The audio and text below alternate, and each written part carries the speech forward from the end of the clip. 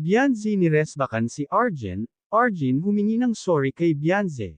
Ito ang pag-uusapan natin maya-maya lamang, pakiusap patapusin ang video para malaman ang nilalaman nito at kung bago ka pa lang sa aking munting YouTube channel paki-subscribe para lagi kang updated sa video ng mga kalingap. Isang mapagpalang araw sa inyong lahat mga ka-viewers at mga ka-EDSI. Bianzi niresbakan si Arjen dahil ayaw tumigil sa pagpaparinig tungkol sa mga kalingap. At alam naman natin lahat na si Kalingap Edo ang tina-target ni Arjen na Sir On sa Kalingap dahil ito ngang si Arjen ay dating beneficiary ni Kalingap Edo. Kaya pag nagparinig ito tungkol sa Kalingap ay alam na kung sino ang pinaparinggan nito. Dito nga ay medyo naiinis na si Bianzi sa ginagawa ni Arjen dahil pati siya ay dinadamay ni Arjen. Dahil sa ginagawang pagpaparinig ni Arjen tungkol sa mga kalingap. Talagang hindi na tumitigil si Arjen sa kanyang ginagawa. Dito nga ay makikita natin na talagang galit ito sa tambalang EDSI kaya ginagawa nito ang lahat kung paano masira ang tambalang EDSI.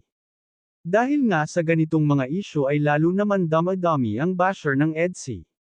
Ayon nga sa live ni Dr. Love ay may isang reactor na pinagmumura si Bianzi dahil sa galit.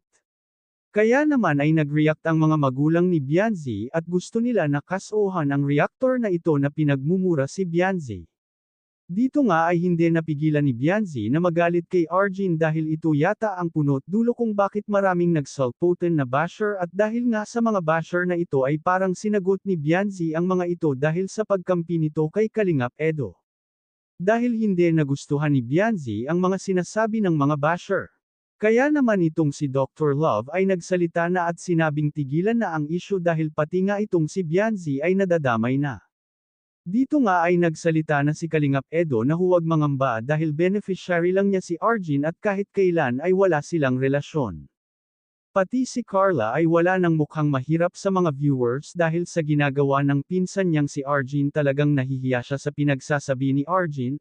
Pati ang mga magulang ni Bianzi ay nadidismaya sa mga paninira ni Arjen, mabuti na nga lang at talagang mabait ang pamilya ni Bianzi at hindi kagap ito sumusugod talagang kalma lang sila at hindi basta-basta pumapatol. Hanggang dito na lang muna ang update ko mga ka-viewers sana lagi kayong mag-iingat at huwag natin kalimutan suportahan ang ama ng Kalingap na si Val Santos Matubang at ang kanyang anak na si Kalingap Rab at ang munting channel kong ito. Maraming salamat po at God bless sa inyong lahat.